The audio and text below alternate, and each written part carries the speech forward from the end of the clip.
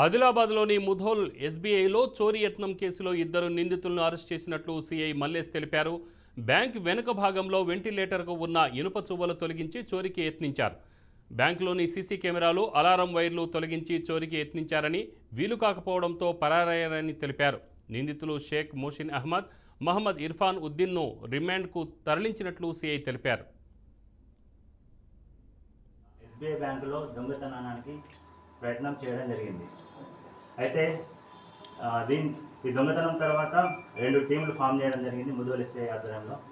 దీని గురించి ఈ నేరస్తుల గురించి వెతకగా ఈరోజు అక్కడ మనకు ఎస్బీఐ బ్యాంకులో దొరికిన సీసీ ఫుటేజ్ ఆధారంగా ఈ నేరస్తుల్ని గుర్తించడం జరిగింది.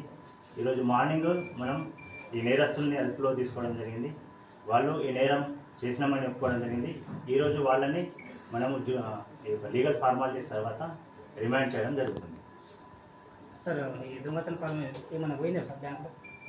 ఏం లేదు. అక్కడ వీళ్ళు గ్యాస్ కట్టర్ సాయంతో అక్కడ దాన్ని కట్ చేయడానికి ప్రయత్నం చేసిండ్రు. అది కట్ కాలేదు. చాలా స్ట్రాంగ్ రూమ్ అనేది చాలా పటిష్టంగా ఉంది.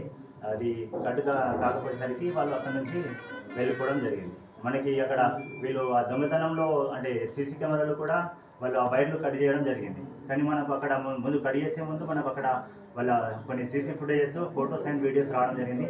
దాని ఆధారంగానే ఈ నేరస్తుల్ని మనము ఈరోజు పట్టుకోవడం జరిగింది.